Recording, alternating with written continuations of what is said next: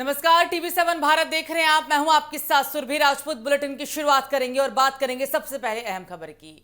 आज संसद के मानसून सत्र का 13वां दिन है। 31 जुलाई से राम मंदिर चढ़ावा चोरी के मुद्दे पर संसद के दोनों सदनों में लगातार हंगामा हो रहा है। मंगलवार को टैक्सेशन एंड अदर्स लॉ संशोधन बिल लोकसभा में पास हो गया और इस सत्र के लिए 8 बिल लिस्ट भी किए गए थे, जिसमें से 3 बिल दोनों ही सदनों में पास हो चुके हैं। वंदे मातरम पब्लिक एग्जामिनेशन संशोधन बिल, पेपर लीक और सुप्रीम कोर्ट जजों की संख्या संशोधन बिल दोनों ही सदनों में पास हो चुका है।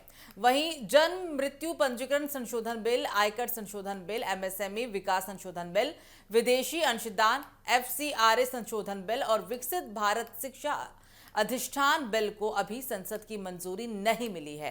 सरकार आज इन बिलों को दोनों सदनों में पास कराने की कोशिश कर सकती है। हालांकि इससे पहले राज्यसभा में नेता विपक्ष मल्लिकार्जुन खड़गे और संसदीय कार्य मंत्री किरेन रिजिजू के बीच बहस भी देखने को मिली।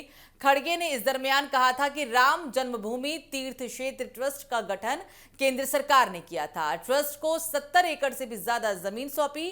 पीएम खुद राम मंदिर से जुड़े हर आयोजन में शामिल हुए। अब ईडी, सीबीआई और अन्य केंद्रीय जांच एजेंसियां कहां हैं? इस पर संसदीय कार्य मंत्री किरेन रिजिजू ने कहा कि कांग्रेस और समाजवादी पार्टी ने राम मंदिर बनने पर काली पट्टी बांधकर विरोध किया था। आज वही लोग घड़ियाली आंसू बहाकर देश को गुमराह नहीं कर सकते।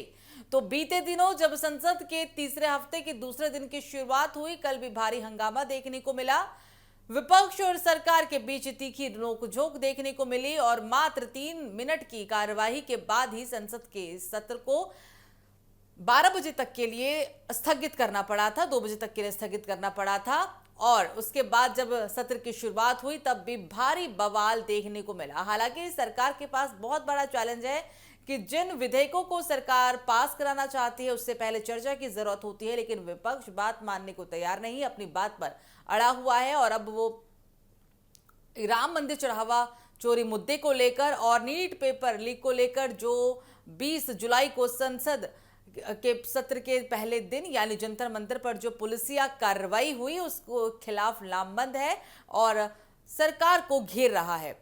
हालांकि इस बीच सरकार के पास बहुत बड़ा चैलेंज ये है कि इन मुद्दों को शांत कैसे किया जाए, विपक्ष को उनके सवालों के जवाब कैसे मिले और बिलों पर चर्चा कैसे हो ताकि उन बिलों को 2/3 की बहुमत से पास किया जाए चर्चा के बाद और ये कानून का रूप ले। मतलब अभी तीसरे हफ्ते की शुरुआत हो चुकी है, तीसरे हफ्ते का आज तीसरा दिन, लेकिन पूरी संभावना है कि जब 11 बजे सदन की कार्यवाही शुरू होगी तो हंगामा तो स्वाभाविक रूप से देखने को मिलेगा ही मिलेगा।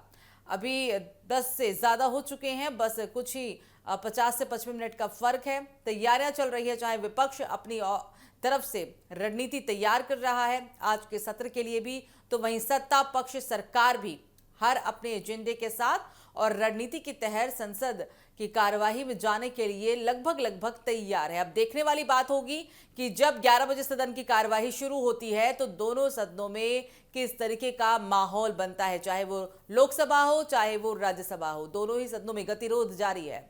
इस सत्र में लगातार हंगामा ही देखने को मिला है, चाहे पहले दिन से लेकर तीसरे हफ्ते तक, और पूरी उम्मीद है 13 अगस्त तक संसद का सत्र चलने वाला है, लेकिन भारी बवाल ही इस पूरे सदन में देखने को मिलेगा हर बार। हालांकि कोई नई बात नहीं है कि सदन की कार्यवाही के दौरान बवाल हो या विपक्ष और सत्ता पक्ष के बीच नोकझोंक हो या फिर मतभेद खुलकर सामने नजर आए, लेकिन इस बार का मॉनसून सत्र बेहद हंगामादार इसलिए भी रहा क्योंकि जंतर मंतर पर जो बवाल जून के महीने से ही देखने को मिल रहा था, जो विरोध प्रदर्शन सरकार के खिलाफ छात्र सीजेपी और उनके समर्थक सरकार के खिलाफ लामबंद थे, शायद इसका फायदा विपक्ष ने इस बात को नकारा नहीं जा सकता कि नहीं उठाया है। और यही वजह है कि जो विपक्ष संसद के सत्र से पहले टूट फूट सभी के मन के विचारों में और वैसे भी विचारों में देखने को मिल रही थी, अभी सभी के विचार एक हो चुके हैं और सरकार के खिलाफ सभी